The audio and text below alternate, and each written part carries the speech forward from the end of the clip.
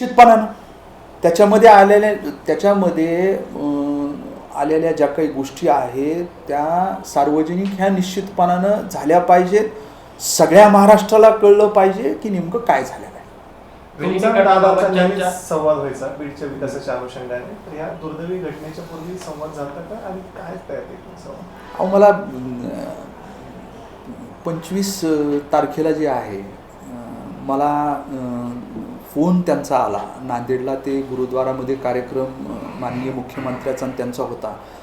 ते बारामतीहून टेकऑफ झालं आणि जसे लँड ते नांदेडमध्ये झाले त्याच्यानंतर मला तिथून लँड झाल्या जे त्यांच्याबरोबर अंगरक्षक विदीप जाधव जे होते त्यांच्याच मोबाईलवरून मला फोन आला. अरे म्हणले तू इकडे येणार होता. थोडं मिसकम्युनिकेशन झालं होतं. त्यांना मी विचारणा केली होती त्यांच्या आदल्या दिवशी त्यांच्या PS कडं की मला दादांना भेटायचं आहे. तर दादांचं विचारून मी नांदेड एअरपोर्टवर येऊ का बारामतीला पहाटे येऊ अशा पद्धतीचं दादांना विचारून मला सांगा असा मी त्यांना विचारणा केली होती. परंतु त्यांनी मला निरोप दिला नाही. त्यांनी दादांना सांगितलं. मग दादांना असं वाटलं की मी नांदेडला येणार. त्यांनी लँड झाल्या मला फोन केला. म्हणलं तू नांदेडला येणार होता, तू आला नाहीस. मी म्हणलं दादा मला निरोप आला नाही. म्हणलं तुम्ही तिकडं आल्यावर परत अजून म्हणले असते इकडं का असं मी बोललो फोनवर.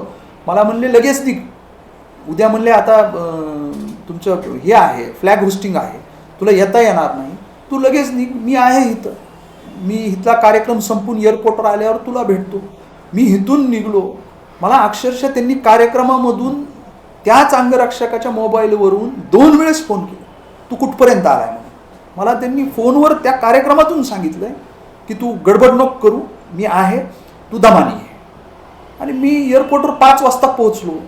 एअरपोर्टवर त्यांनी तिथल्या अधिकाऱ्याला सांगून ठेवलेलं. मला आणि जिल्हाध्यक्षांना त्यांनी मध्ये नेऊन लाऊंजमध्ये बसवलं. आणि दादा 5:30 वाजता मला वाटतं 5:30 पावणे 6 वाजता आले तिथं. आणि आमची लाऊंजमध्ये एक 10 मिनटं आमची चर्चा झाली. तीच शेवटची माझी त्यांची चर्चा होती.